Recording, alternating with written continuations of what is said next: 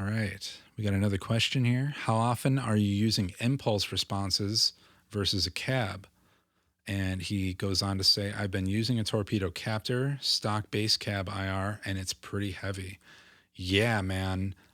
You know what's funny is we actually have a torpedo, two notes torpedo live here, and mostly I was using that as a means to capture an amp either when someone brings in their rig and they want to record live with their drummer, or if a band is just trying to record live overall. And I don't want to just plug into a guitar plugin. We actually want to use an amp, so I would use it like that for silent recording. Which is an amazing tool because then you get all the actual sound and saturation of an amp. And yeah, those stock two notes IRs, like when you're pushing that little microphone around and you're picking your voicing and everything, it is fantastic. It is a great system. It is like it sounds like really close. Even some of the things in there, that cabinets and things that they're trying to emulate that we own, it sounds really close. So at that point, it becomes a great utility for a couple things. Like I said, band is trying to record live, or you just have no way that you can turn up and like get that like real live cabinet amp sound.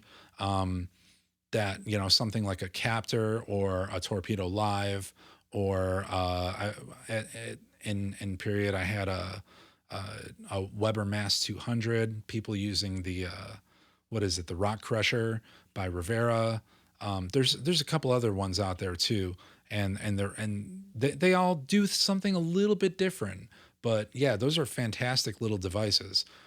That being said, it is really hard to even compare those two things, or to compare those boxes to when you have actual air pushing into a microphone by means of a speaker woofer.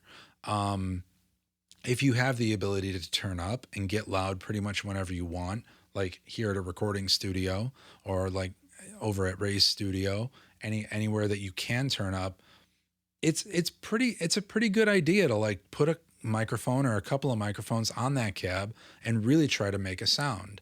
That being said, sometimes you just strike gold with a sound and like everything sounds right and it sounds good and you just want to roll with it. You don't want to mess with it, either timing constraints or anything like that. So at that point, having just like a solid box that you can plug into and be like, I know exactly how this is going to sound right now. Like, and also, like a week from now, a year from now, it's always going to sound the same. That's a great thing. It's very, very reliable. But most of the bands that I get walking through here, they kind of want to have, it's almost like taking a photograph of the band's sound at that moment. And like when they come into the studio and we pick sounds, we pick tones. And so I like to create something that's just right there on the spot. And like we all agree on it. We all say, yeah, that sounds amazing. We can, adjust anything that we have to. But yeah, I really like putting a microphone on a cab when we can. But yeah, those load boxes are a great utility. Like I'll never stop singing their praises. Oh, also to what you were saying, the stock base cab IR, and it's heavy.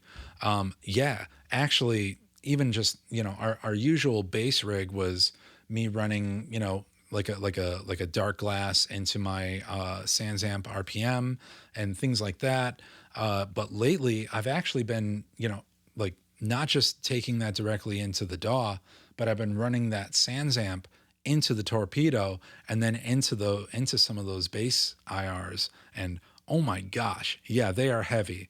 I never really thought about that until the client said that he's been doing it a while back, and like, it's good, especially on bass. It's really good.